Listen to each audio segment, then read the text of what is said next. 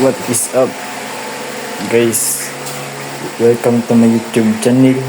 Video ko lang sa TLE Performance Task.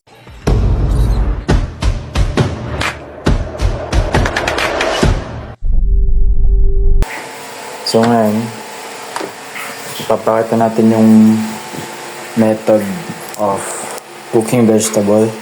So ngayon, gagawa tayo ng chicken tinola. So ito yung mga ingredients natin. Siyempre, chicken. Tapos, sayote, patis, bawang, sibuyas, at chopping board. Joke lang. Hindi yan kasama sa pakainin. Pero bago tayo maghiwa, kailangan muna natin ng PPE.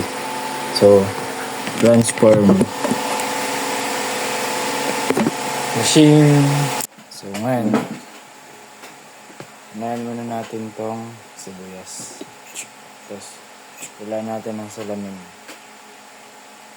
Protection. Ayan, ganyan na siya. Dahil na tayo sa sibuyas. Dito naman tayo sa bawang. Ayan. Tapos, next naman, ayan, tapos na tayo sa bawang at sibuyas. Ngayon naman, dito na tayo sa sayote. Pushing dito. Ayan. Nabalatan ko na lahat. Punta na tayo sa pagluluto. Meron pa tayong dadagdag na PPE. Dahil wala akong hairnet. Ito muna gagamitin natin. Buksan muna natin yung kalan. Papainitin muna natin. Lalagyan natin ng 1 kutsarang mantika. Pwede mo nang ilagay yung bawang. Iiwisa natin yung bawang. Okay. Ito na siya. Ngayon naman, dagdag na natin yung sibuyas. Ganyan po lang. Ang sarap niya. Grabe. Dadagdag na natin yung manok. Okay.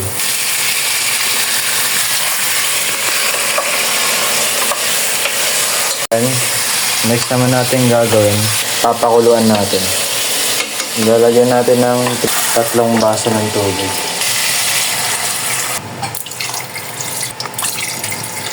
Yan, tatakpan lang natin siya. Yan.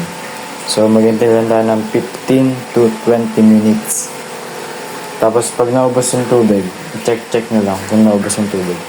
Tapos dagdagan nyo lang, okay. Yan. Ang sarap niya na tingnan at meron dapat tayong ilagay sa UT. Tapos pakuluan ulit natin 5 to 7 minutes. Meron pa tayong huling idadagdag. Patis. Grabe. So ilalagay natin tong patis. Grabe, oh, grabe. Drop. Pagkatapos niya maluto, pwede mo nang patayin yung kalan, tapos yung gasol. Tapos, ilagay mo na siya sa mangkok. Ayan, subukan na natin kung masarap ba talaga siya.